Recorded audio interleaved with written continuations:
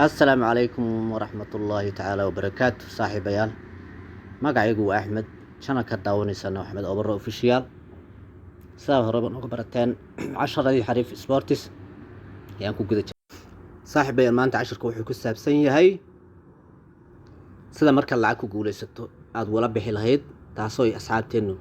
hoosta noogu soo rabeen commentiga codsigoona aan qiimeynayno maadaama channelku uu yahay muhiimadu dadka ku xidhan in aanu waxay soo codsadaan aanu cashir faa'iido uga soo sameeyno si ay faa'iido uga helaan iyaguna u fahmaan marka maanta asxaabta qaar ayaa commentiga waxay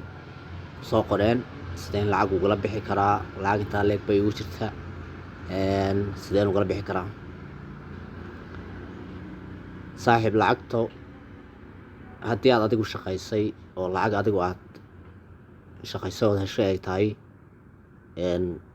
waa easy aad ugala bixi kartid laakiin waxaa jira lacago marmar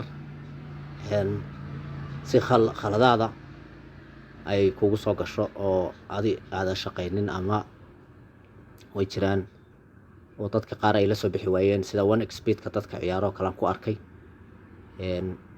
haddii saas oo kale tahay lama soo bixi kartid laakiin lacagta adiga haddii aad heshay hadday tahay waa easy waa la soo bixi kartaa markaad lacag la soo baxaysidna waxaad taabanaysaa meesha markaa lacagta aad ku soo shubanaysid ibirta ama halokashta ama maaragtay bangiga kumashiyaalka lacag aad kaga soo shubanaysid eed kusoo xawilaysid soo dhiganaysid xariif sports barta aad ku leedahay akoonka halkii baad taabanaysaa geeska barta iyada in markasta u taabatid deposit aad taabatid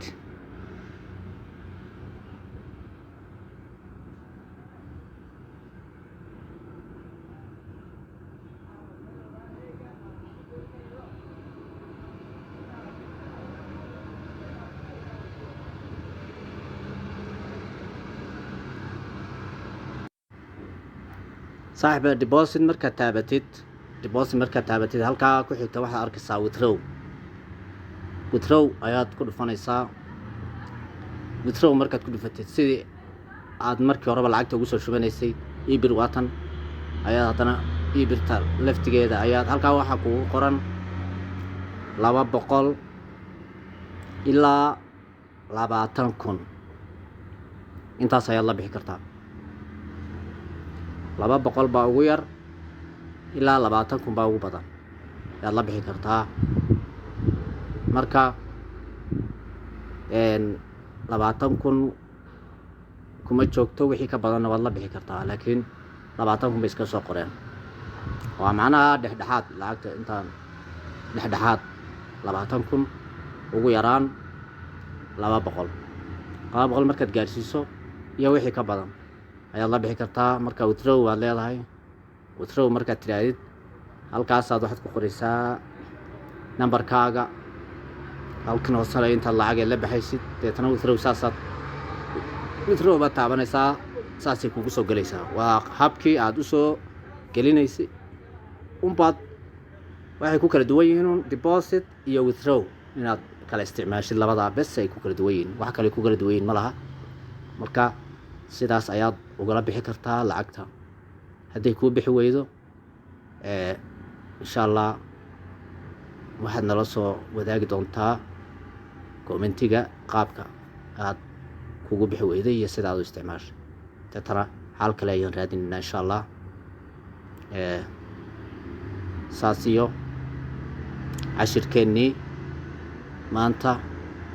oo ku saabsan qaabka aad lacagta ugala bixi kartid marka aad ku guuleysato lacag waa easy marka asxaabta waxaan leeyahay hadaad ka heshay fadlan subscribe like share page waa page-keenii kor soo qaada asxaabteena aad